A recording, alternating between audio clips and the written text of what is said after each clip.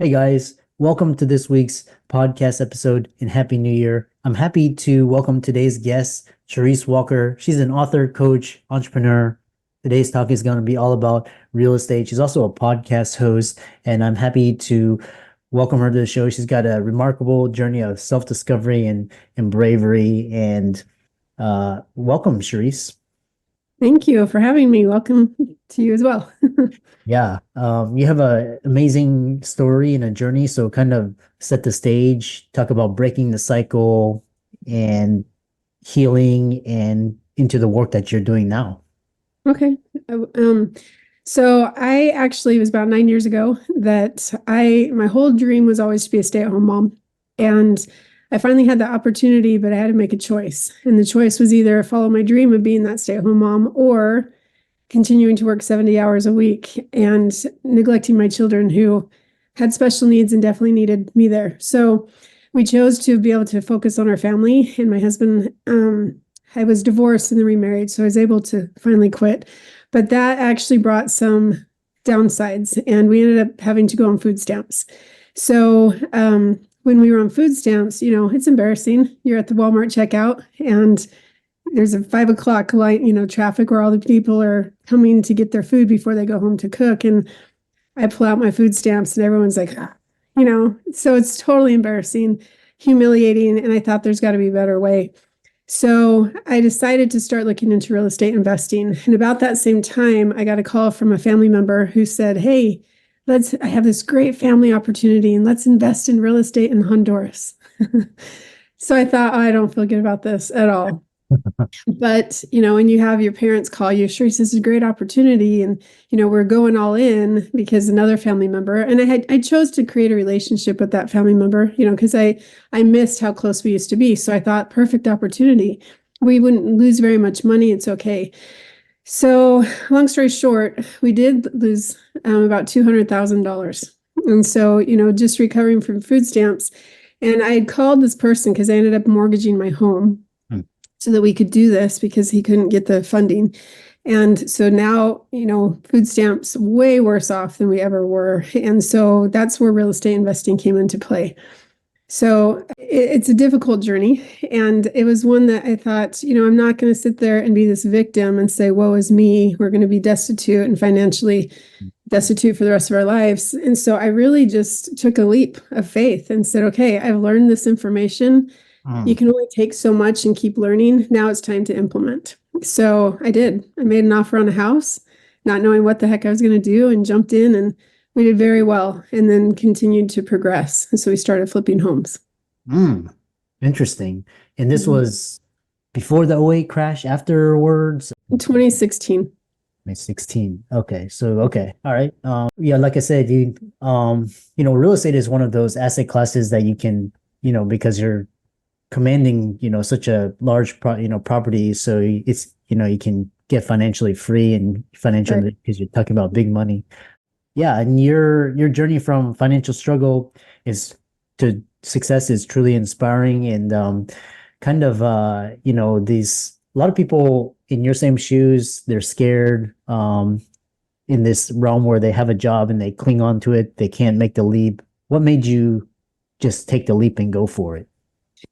I think, everything happens for a reason, right? And so I was a successful director of proprietary colleges, and I had actually opened a college in the valley where I was. And so I was divorced at the time, or going through a divorce. So I had 4 kids from 3 to 10 years old, and I sent them up to live with their aunt and uncle and dad for a month. Because I'd come at 8 a.m, I'd leave the next day at noon, and I never went home. I stayed there and continued to work. So I was working ridiculous hours and just pushing forward. And, my campus, we got accreditation. I showed up the week later. My boss was there with some other guy, and he said, hey, meet your new replacement. What? Wow. We had gotten accreditation for, a dental hygiene program, a nursing program, several different things in addition. And so I just thought, wow, how could I sacrifice so much and to be slapped in the face? And the reason why was because the CEO's really good friend lived in Florida and wanted to move to Utah, needed a job. So at that point, I think that sparked my desire to realize never again do I want to work for somebody else because Uh, it's so unstable. And so uh, that probably was how I started. Interesting. Yeah. And I mean, I'm sure a lot of the listeners can resonate with those type of stories, getting stabbed in the back and betrayed and, just like I said, so what kind of your first steps to freedom? And many of the listeners are curious about starting their journey into real estate investment. They feel overwhelmed. What Mhm. are the initial small steps you took and, what advice would you give? You need to get with somebody who knows what they're doing. It is so competitive. Back in 2016, it was competitive, but now it's really competitive. If people go online, there's so many people. And think about how many postcards, text messages, are you thinking of selling your home? That do you get all the time? And so, I think that the big thing is you really do need to align yourself with somebody who knows what they're doing because interest rates are like triple what they were even a year ago. And so it's difficult. So the first thing that you need to do, stop consuming and just start doing, but align yourself with someone who knows what they're doing. And so I created this method. It's called the FLY method. So the first one is you have to figure out your finances. Then you have to leverage who you're with, and then you have to know your why.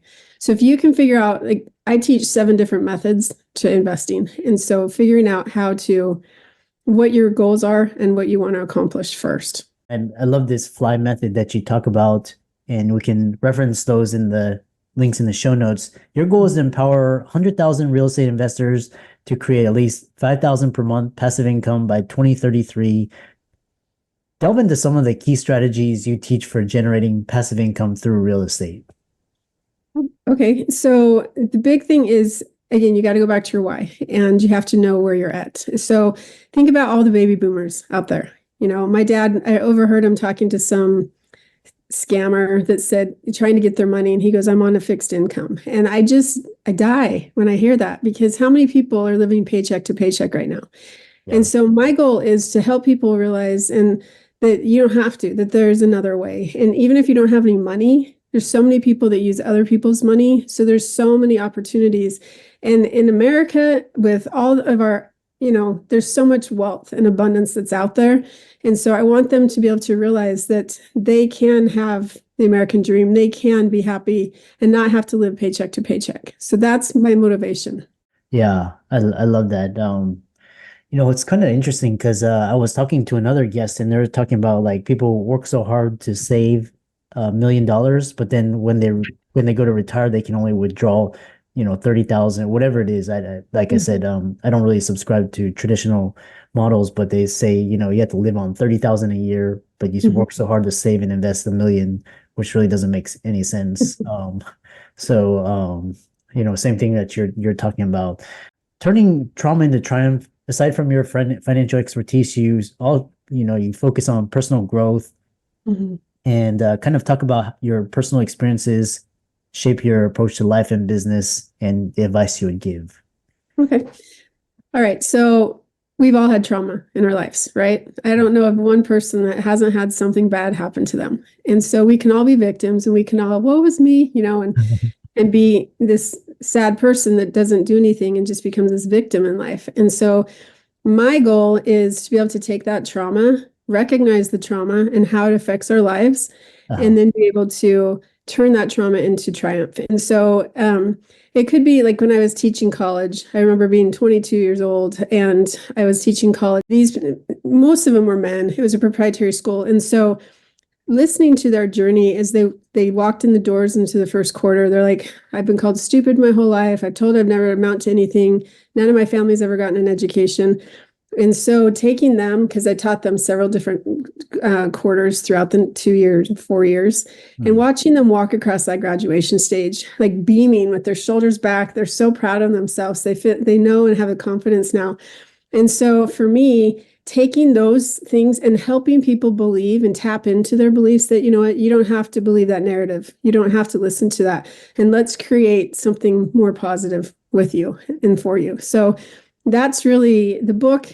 It's much different. It's called Flipping the Iceberg that I wrote, but it's, and it's dealing with relationships, but you can take it into any situation because if you have to take that trauma and realize it's not going to define me and I'm going to make something of myself and I'm going to achieve my dreams. I'm going to accomplish what I want. Yeah. Yeah, I love that. And what a fantastic way to end on an inspiring note. How can people find out more about you? So if you want to learn more about real estate and how to invest, you can go to www.flyfreeretiree.com. If you want to learn about my books or personal coaching, then it's CharisseWalker.com. And for all the audience out there listening, Charisse for coming on and sharing such a powerful story. And be sure to reach out to her on her social media links. And with that, thanks so much for coming on. Thank you.